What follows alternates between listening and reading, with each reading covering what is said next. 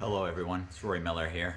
I wanted to just chime in on some things that have caught my attention over the last few weeks as I've been working and talking to people about my campaign. There's not a day that doesn't go by that we don't see on social media, an announcement of a new business opening or a new exciting project happening in the city. And we have every right, and we should absolutely celebrate the success of what's happening in our community. We're changing. We're changing quickly. I have some concerns about that. I really don't think that we're in the driver's seat of that change, but it's happening nonetheless. There's not a day that doesn't go by where we don't see the mayor boasting about something great. And I think that from my conversations with people in the community, that leaves a lot of people confused because there's a lot of people in our community that are struggling in any number of ways, and actually struggling to an extent that for many of them is unprecedented in their lifetime.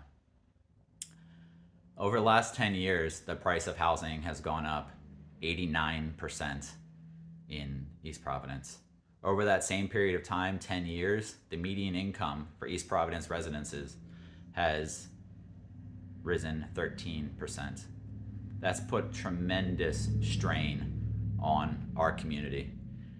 Strain that is not acknowledged, and I think some people bear a lot of shame for what they're going through. And I want them to know that they're not alone, and they have every right to talk about how challenging it is right now to keep up with the pace and the speed of what's changing around them.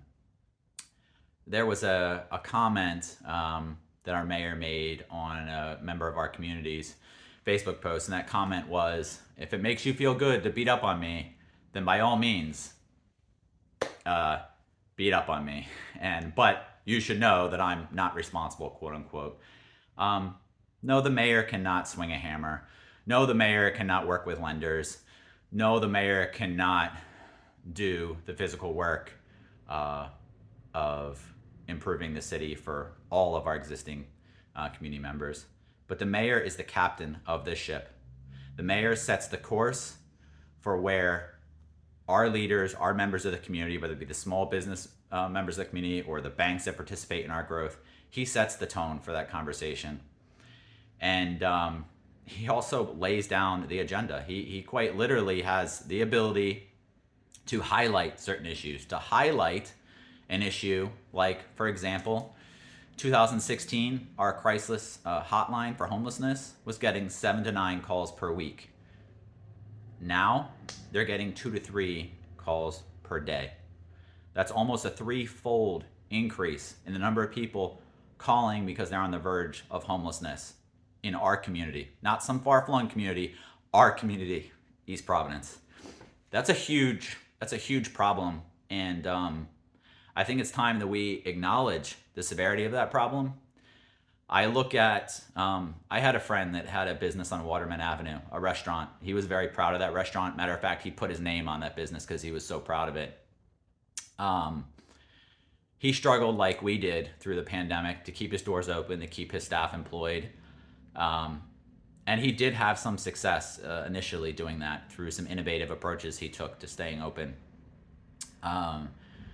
Unfortunately, there became a time where he could no longer put aside the financial burden of keeping his store open, and he decided it was time to go. But before he did that, he called our mayor and said, "Bob, what can you do for me? You celebrated at my opening. You posted on social media. I need some help here." And the mayor said, "I'll give you a call back, and we'll talk. We got some program in the works for you." 2 weeks go by, and there's no call back.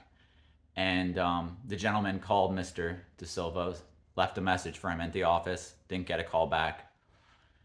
He eventually, unfortunately, closed that business, and a few weeks later, he was a little bit perturbed to see the mayor celebrating a new business moving in to his old restaurant.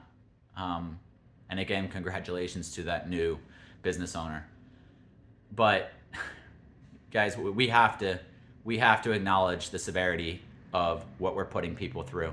Business owners that are going to be displaced, homeowners that are going to be displaced.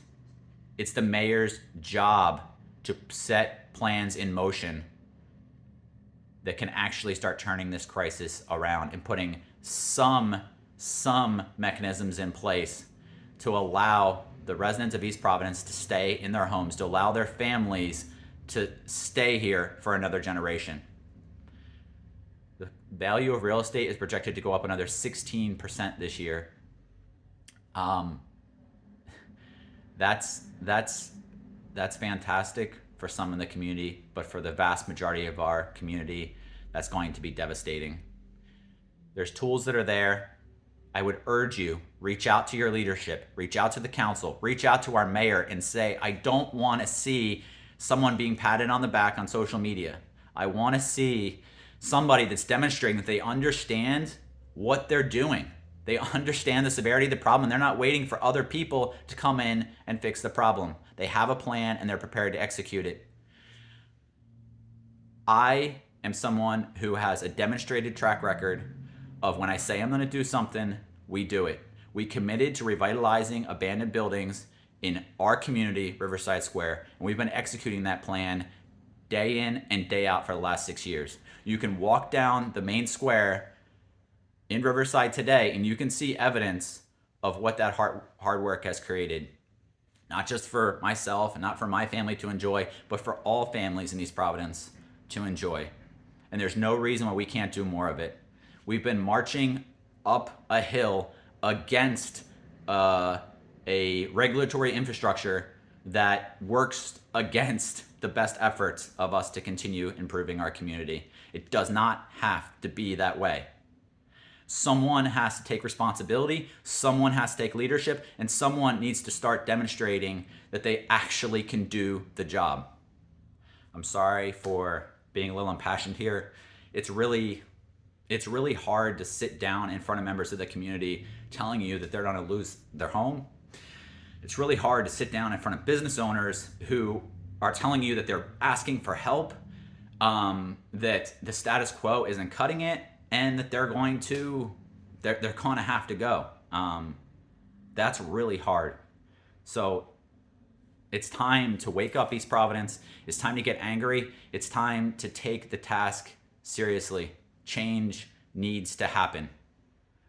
We're not continuing this pathwards of, at best, mediocrity for another 4 years. It's not going to cut it for the people that need change. And there's too many of us. Raise your voices, be heard. Let's get the job done together. Thank you. Have a good one.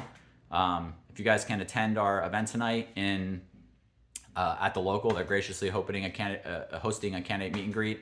I would love to be able to actually meet some of you folks in person. It's honestly one of the best parts of doing this.